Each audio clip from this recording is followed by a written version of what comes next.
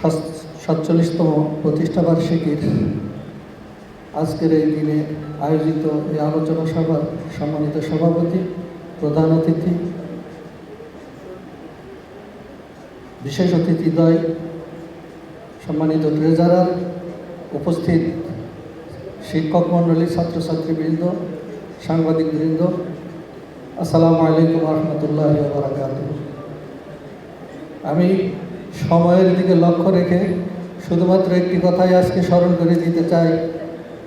এই বিশ্ববিদ্যালয় যে লক্ষ্যে প্রতিষ্ঠিত হয়েছিল, সেই লক্ষ্য বাস্তবায়ন না হওয়ার পিছনে যে কারণগুলি ছিল, তা আমরা কখনো ইসলামী বিশ্ববিদ্যালয়ের সাথে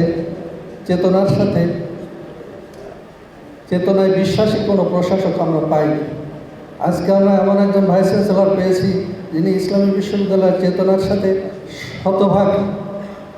শতভাগ বিশ্বাসী যিনি।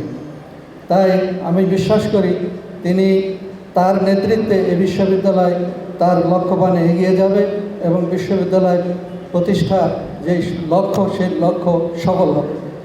সবশেষে আমি যে কথাটা বলতে চাই সেটি হলো, এই বিশ্ববিদ্যালয় প্রতিষ্ঠার এই লগ্নে আমি স্মরণ করছি যারা এই বিশ্ববিদ্যালয়ের জন্য আন্দোলন করেছেন, যারা স্বপ্ন দেখেছেন, এবং বিশেষ করে যার হাত ধরে বিশ্ববিদ্যালয় প্রতিষ্ঠিত হয়েছে, শহীদ প্রেসিডেন্ট রাষ্ট্রপতি জিয়াউর রহমান, তাদের সকলের আত্মার মাগফিরাত কামনা করে আমি আমার সংক্ষিপ্ত বক্তব্য শেষ করছি। আল্লাহ হাফেজ।